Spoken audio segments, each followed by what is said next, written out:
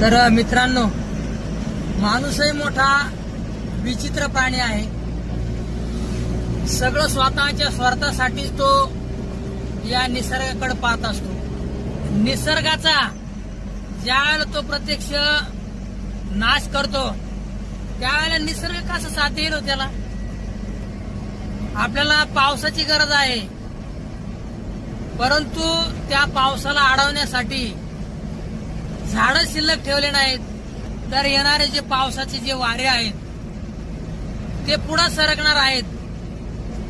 निसर्गावरती माणूस ज्या वेळेला हक्क दाखवतो त्यावेळेला त्या हक्कापोटी त्याचे काही कर्तव्य त्याने पार पाडले पाहिजेत आणि तेव्हा त्याने त्या निसर्गाकडून काही अपेक्षा ठेवल्या तर त्या रास्त होतील.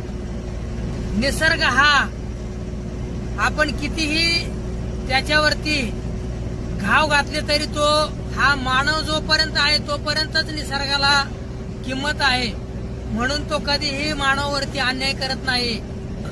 ज्या वेळेला त्यालाही अति होतं त्यावेळेला तो या मानवाची साथ सोडण्याचा प्रयत्न करतो. आणि आपण पाहतो की बऱ्याच ठिकाणी पिकांनी मानात टाकलेले असतात, जनावरांना पिण्यासाठी पाणी नसतं आणि सगळीकडं या पाण्यासाठी टँकरच्या गाड्या धावताना आपल्याला दिसतात. आणि म्हणून मित्रांनो, निसर्गाला साथ देण्यासाठी आपल्याला त्या ठिकाणी झाडं लावावं लागतील, डोंगराचं संवर्धन करावं लागेल. तेव्हा आपल्याला त्याच्यावरती हक्क गाजवावा लागेल की बाबा यावर्षी पाऊस चांगला पडला पाहिजे.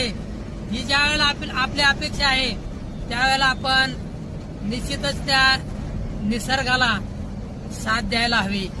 नसता तो निसर्ग ही त्याचा गुणधर्म आपल्याला दाखवल्याशिवाय राहणार नाही.